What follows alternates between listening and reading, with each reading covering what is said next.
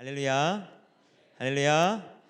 금요 성령 집회에 나오신 여러분을 주님의 이름으로 환영하고 축복합니다. 엄청 강추위를 뚫고 오셨는데 하나님께서 여러분의 발걸음을 기뻐하시리라 믿습니다. 우리 서로 축복하겠습니다. 말씀과 기도로 승리하겠습니다. 참된 예배자가 되겠습니다. 네, 인사처럼 여러분 모두 하나님 앞에 정말 참된 복된 예배자 되시기 바랍니다.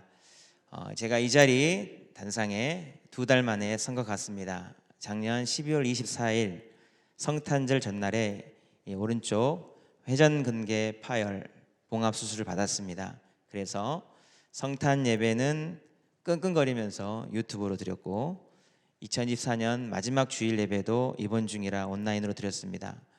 송구영신 예배 전날 퇴원했는데 몸이 안 돼서 또 온라인으로 드렸습니다. 신년 블레싱 집회까지도 온라인으로 드릴 수밖에 없었는데 현장에 나오지 못하는 사람들에게는 온라인으로 예배 드릴 수 있는 것 자체가 참 다행이고 감사한 일입니다. 그런데 어쩔 수 없이 온라인이지 확실히 화면 앞에서 예배 드리는 그 한계가 있었습니다. 예배자로서의 저의 모습, 저의 마음가짐, 예배에 대한 태도 등을 스스로 돌아봤을 때 하나님 앞에 뭔가 많이 부족한 모습이었던 것 같습니다. 그래서 오늘 말씀은 예배자인 저 스스로에게 전하는 말씀이다 생각하고 준비했는데요. 사랑하는 성도 여러분, 오늘 말씀을 나누면서 우리 모두 하나님 앞에 더 나은 예배자, 참된 예배자로 서가길 축복합니다. 오늘 본문에 하나님의 궤가 다윗성으로 들어오도록 준비하는 장면이 기록되어 있는데요. 이 하나님의 법궤가 입성한다는 것은 하나님께서 그들 가운데 오셔서 좌정하신다는 것을 의미하는 겁니다. 온 천지에 충만하신 하나님께서 눈에 보이는 이 법궤에 갇히실 수는 없는 거죠. 그러나 구약 성경의 많은 부분에서 하나님의 궤가 이렇게 이동하는 것, 움직이는 것은 곧 하나님께서 움직이는 것으로 묘사됩니다. 시편 68편에 특별히 보면 하나님께서 이동하는, 하나님의 궤가 이동하는 것을 하나님께서 행차하시는 것으로 묘사합니다. 그 법궤가 이동하는 곳에 구원도 임하고 심판이 임하기도 합니다. 왜냐하면 그 법궤 이동하는 그곳에 하나님이 그 일을 행하시기 때문에 그렇습니다. 여러분 사무엘 시절 하나님의 법궤가 블레셋에 있을 때에 그곳에 재앙이 내린 것 아시죠? 오벳 에돔의 집에 석 달을 머물면서 하나님께서 그 오벳 에돔의 집에 복을 내리신 것을 여러분 알고 있습니다. 즉 구약에서는 하나님의 법궤가 이동하는 곳, 그곳이 하나님이 임재해 계시는 것을 의미했고 어떠한 모습으로 이 법궤를 받아들이고 모시느냐에 따라 한없는 축복이 되기도 하고 반대로 저주가 심판이 되기도 했던 거예요. 사랑하는 성도 여러분, 예배가 무엇입니까? 여러 정의들이 있을 수 있으나 예배는 그 예배의 대상이 되신 하나님께서 우리 가운데 복되게 오셔서 좌정하시도록 그를 높이는 겁니다. 하나님 우리 가운데 좌정하셔서 우리의 경배를 받으시고 예배 드리는 자에게 합당한 은혜를 베풀어 주시는 거죠. 그 자리가 예배의 자리입니다. 오늘 본문의 다윗도 그런 은혜를 사모하며 법궤를 모셔드리려고 하는데요. 이 하나님의 법궤를 모시는 일이 너무도 의미 있고 중요한 일일 텐데 그러나 문제는 준비 안 된 채로 하나님의 법궤를 모셔서 큰 사고가 일어나 버렸다는 거죠. 그 일 때문에 오늘 본문이 기록됐다고 할 수 있습니다. 오늘 본문 15장의 2장 앞인 역대상 13장에 바로 웃사와 아효가 그런 사람들이었습니다. 역대상 13장 10절에 보면 웃사가 손을 펴서 궤를 붙들므로 말미암아 여호와께서 진노하사 치심에 그가 거기 하나님 앞에서 죽으니라. 하나님 앞에서 죽으니라. 이렇게 기록되어 있습니다.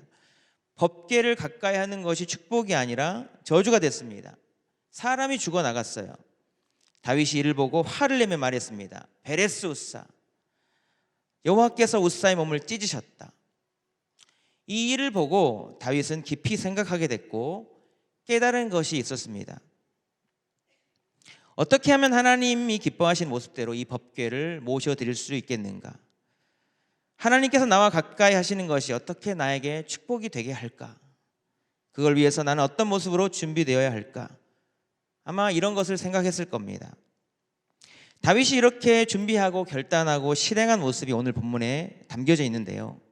오늘 본문을 통해 우리는 다윗의 모습을 통해 배울 수가 있는 겁니다.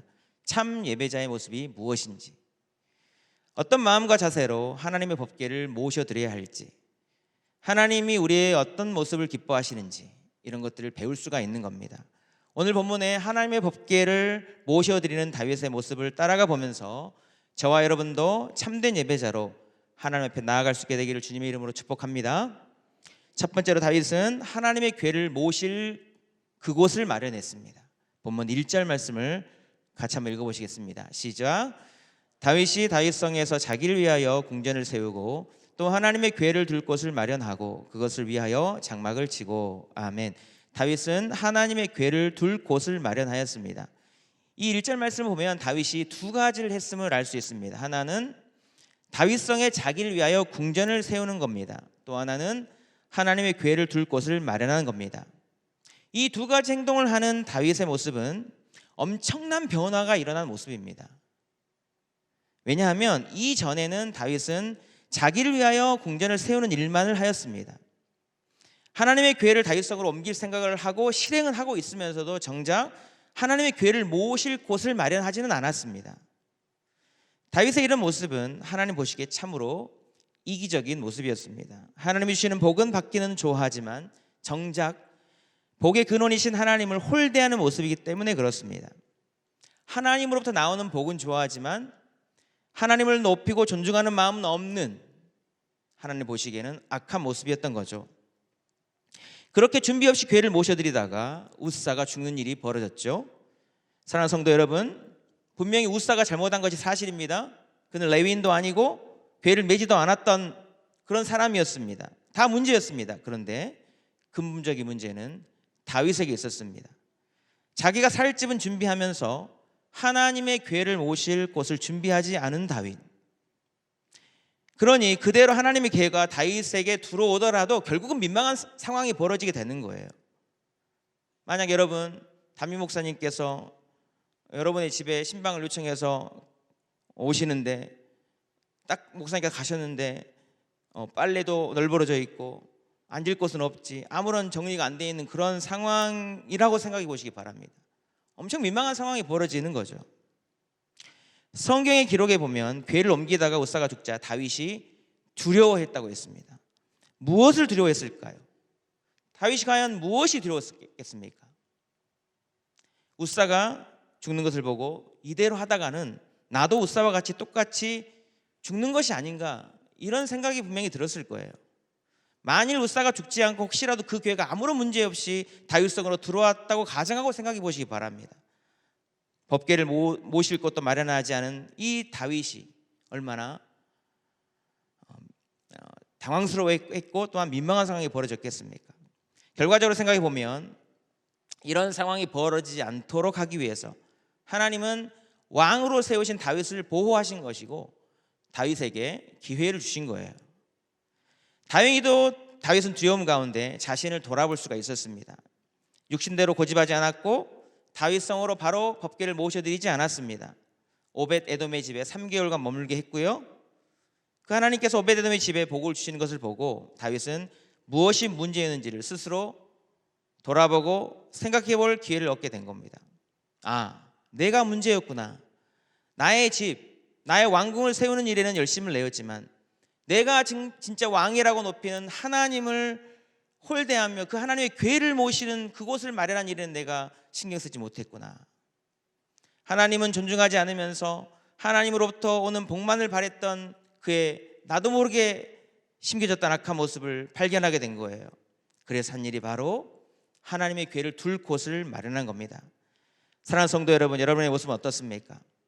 하나님을 가장 소중히 모셔드릴 하나님을 위한 처소를 마련하고 계십니까? 그 처소를 마련하는데 여러분 마음과 열정을 쏟고 계신가요? 이 땅에 사는 사람들 대부분은 본능적으로 자기의 집, 자기 거할 처소를 세우는데 애를 씁니다. 인생을 걸어 열심을 내며 그 일을 위해 살아갑니다. 다 중요한 일들입니다. 우리 인생을 걸 만큼. 하나님도요, 우리가 우리의 집을 세우는데 열심을 내는 것 이상하다, 속되다, 나쁘다 하지 않습니다. 아니요, 하나님은 누구보다 더 우리의 집이 더 아름답게 세워지기를 원하시고 세워주시기를 원하십니다. 여러분 시편 127편 1절 말씀 아시지요? 여호와께서 집을 세우지 아니하시면 세우는 자의 수고가 헛되며 여호와께서 성을 지키지 아니하시면 파수꾼의 깨어 있음이 헛되도다. 이 말씀은요, 내가 너의 집을 세우지 않으면 너는 망할 거야, 이런 말이 아니라 누구보다 하나님께서 우리의 집을 더 잘 세워주시기를 원하신다, 그분이심을 기억하면서 살아라는 말씀이신 거죠. 하나님도 이런 마음이신데 문제는 사람들은 여전히 하나님의 법궤를 모실 곳을 마련하지 않고 자기 것만을 챙기며 살고 있다는 것입니다. 자기 것을 챙기려고 하나님의 능력을 이용하고 싶은 그런 마음이 불일듯하게 일어난 채로 살고 있다는 거예요. 사랑하는 성도 여러분, 우리는 본능적으로 목숨이 다할 때까지 우리의 집, 우리의 가정, 우리의 자녀들 세우기 위해서 다윗처럼 열심히 살아갈 겁니다. 누가 시키지 않아도 나의 방식대로 자기 집을 잘 세우기 위해서 열심히 살아갈 거예요. 그러나 여러분 꼭 알고 계셔야 됩니다. 하나님이 세워주셔야 우리의 수고가 헛되지 않는다는 겁니다. 하나님이 세워주시고 지켜주셔야 된다는 거예요. 그렇게 오늘 다윗이 깨달은 것처럼 우리의 집도 세워가야겠지만 하나님의 법궤를 모실 곳을 꼭 준비하셔야 되는 겁니다. 그 하나님의 법궤를 모실 곳을 그럼 어디에 준비해야 될까요? 지금 우리 눈에 법궤가 없잖아요. 눈에 보기에. 에베소서에 보면 교회의 지체인 성도를 하나님이 거하실 처소라고 표현합니다. 말씀 한번 읽어볼까요? 에베소서 2장 21, 22절입니다. 함께 읽겠습니다. 시작. 그의 안에서 건물마다 서로 연결하여 주 안에서 성전이 되어가고 너희도 성령 안에서 하나님이 거하실 처소가 되기 위하여 그리스도 예수 안에서 함께 지어져 가느니라. 아멘. 교회는 곧 성도의 모임입니다. 하나님이 거하실 처소는 곧 성도이고 그 성도의 마음 안입니다. 하나님께서는 성도 한 사람 한 사람 그 심령 안에, 그 마음 안에 와서 거하시는 겁니다. 이것이 얼마나 대단한 일인지 여러분 생각해 보셨습니까? 우리가 고백하는 하나님은 아니 계신 곳이 없는 하나님이잖아요. 천지에 충만히 계시는 분입니다. 부피로 따지면 잴 수 없는 어마어마한 큰 분이시죠. 그 크신 하나님께서 나라는 한 사람의 이 심령 안에 들어와 거하시겠다 말씀하십니다. 우리의 심령이, 우리의 마음이 하나님께서 들어오실 수 있는 공간이라면 그 다른 어떤 것도 우리의 이 마음을 만족시킬 수 없고 채울 수 없다는 말도 되는 거잖아요. 그 하나님께서 우리 안에 들어와서 참 안식과 평안과 기쁨과 만족이 되어주시겠다 말씀하십니다.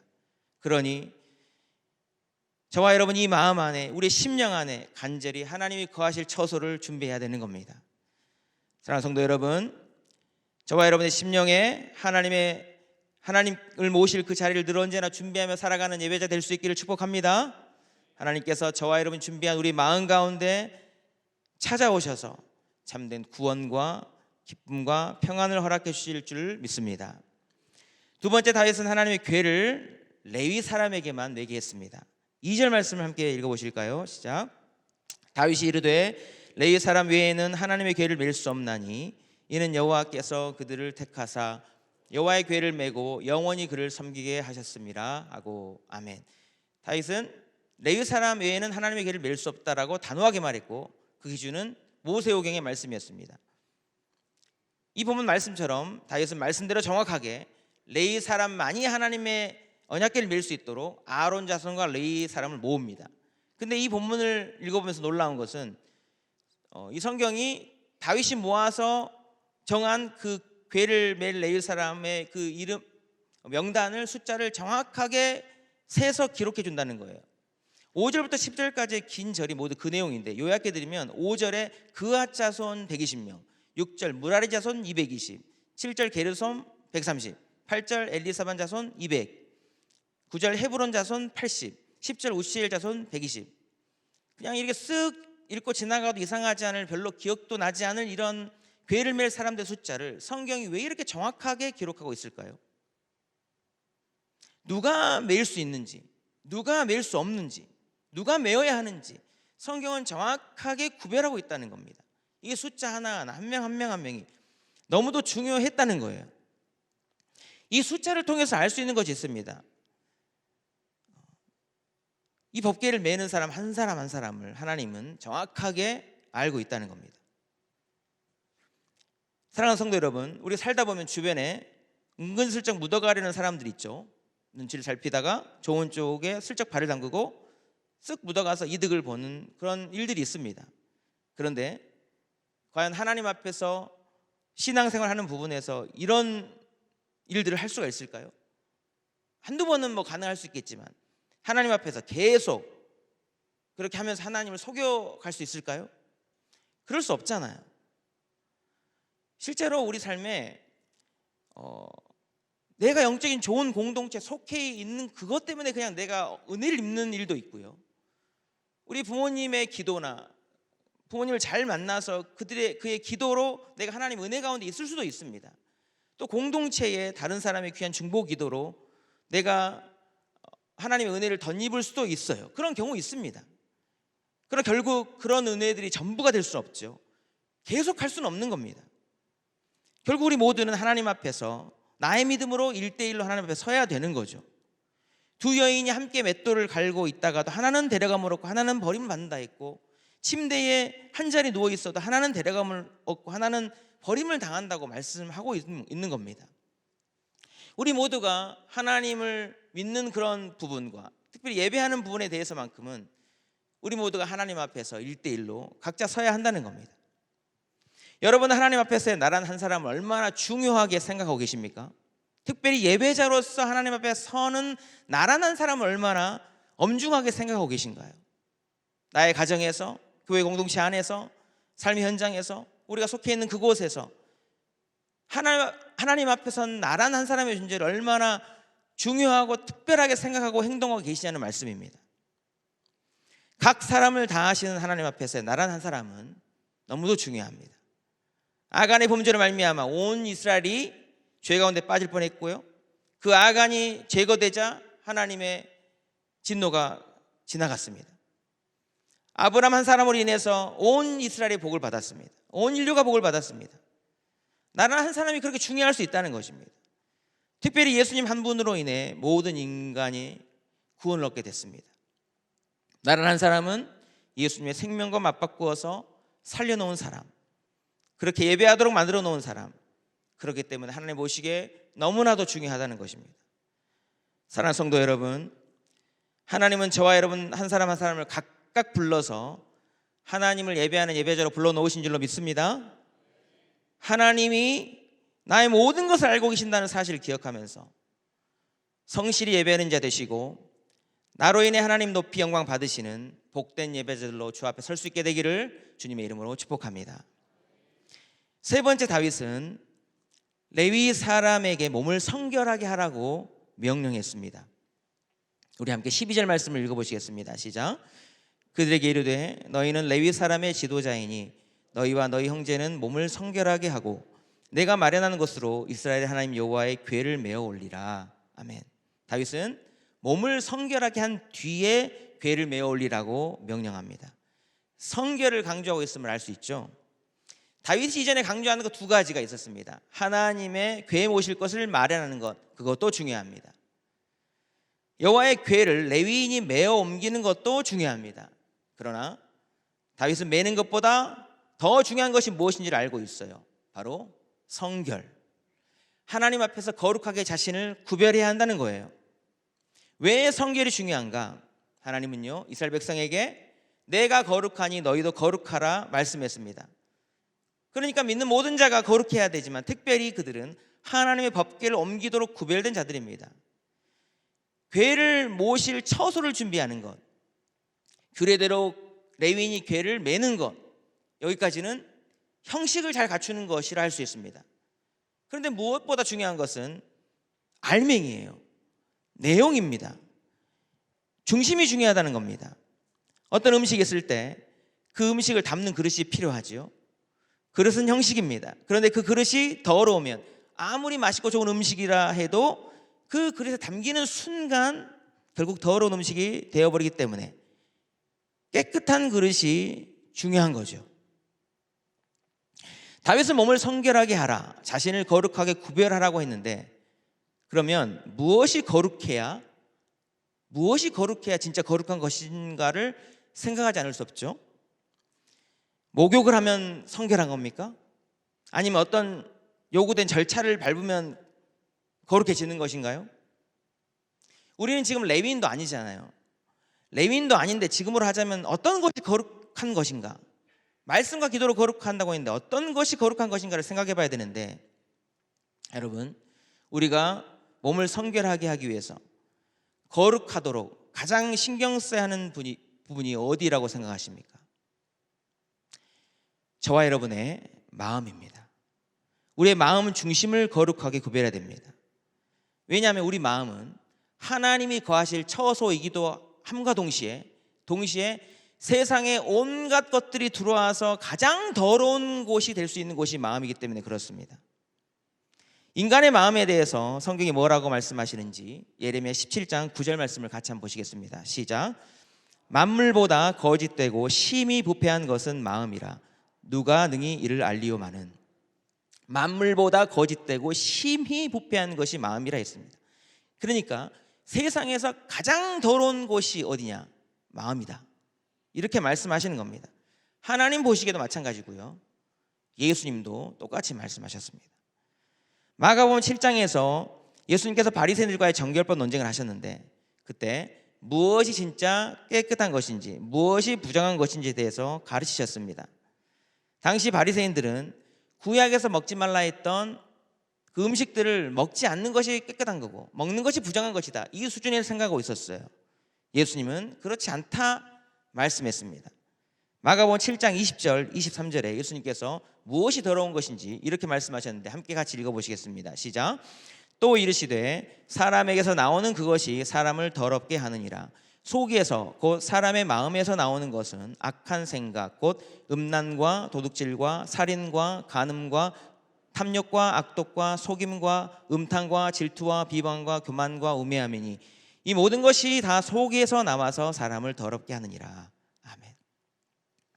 사람을 진짜 더럽게 하는 것은 이 마음 속에서 나오는 것이다, 이렇게 말씀하신 겁니다.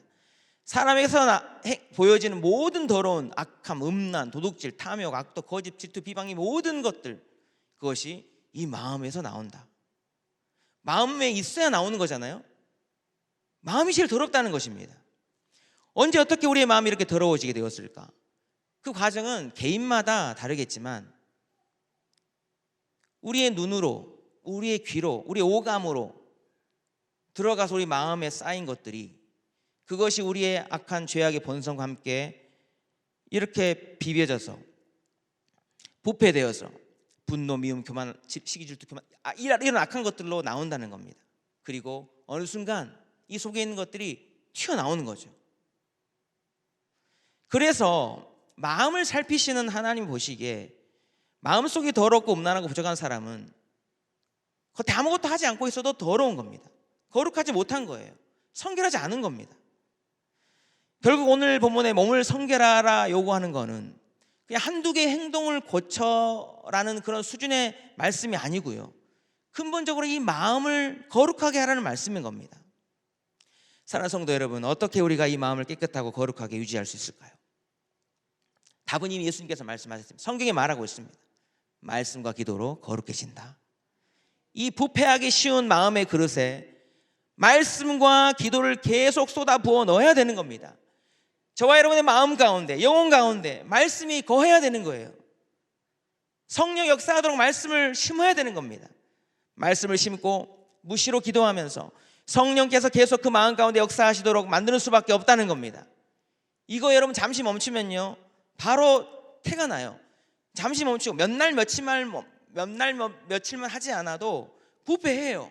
마음이 약해지고 생각이 달라지고 말이 달라지고 행동이 달라지는 겁니다. 우리 안에 말씀과 기도를 계속 심는 일이 얼마나 중요한 일인지 제가 하나의 비유를 들어 설명해 보겠습니다. 제가 7년 전에 비타민C를 고용량으로 먹는 법을 소개받고 먹기 시작했습니다. 평생 비타민C를 연구하신 서울대 의대 이왕재 교수님이란 분이 연구 후에 가르친 방법인데, 방법은요 매 끼 식사 중에, 그러니까 식사하는 중에 비타민C 알약 있죠, 1000mg짜리 두세 알씩 먹는 겁니다. 식사할 때마다 먹는 거예요. 당시 7년 전에 저에게 이런 일이 있었습니다. 제가 수년 전 설교할 때도 한번 말씀드린 적이 있는데, 그때 당시 그냥 그거를 얼마간 실천하고 있었는데 저를 괴롭혔던 두드러기가 한순간에 사라져버린 경험을 하게 된 겁니다. 효과가 있나 보다. 이러면서 그때부터 지금까지 계속 밥 먹을 때마다 비타민C 3알씩 저는 계속 먹고 있습니다. 이황재 교수님은 이 비타민C를 식사 중에 먹는 것이 좋다고 말씀했는데, 식사 중에 음식이 왜 그런가? 음식이 위로 들어가면 물리적인 소화와 화학적인 소화가 일어난답니다. 이 위는 다른 데와 달라서 강력하게 이걸 음식을 으깨야 되니까 삼겹으로 된 근육이어서 위로 음식이 들어가면 이 강하게 수축을 하면서 이 음식을 잘게 쪼개서 죽같이 만들어요. 근데 그런 상황에 음식이 소화되면서 그 음식으로부터 아질산염과 아미노산이라는 게 나오고, 이것이 강력한 위산과 만났을 때 나이트로사민이라는 발암물질이 필연히 생긴답니다. 그분의 주장이에요.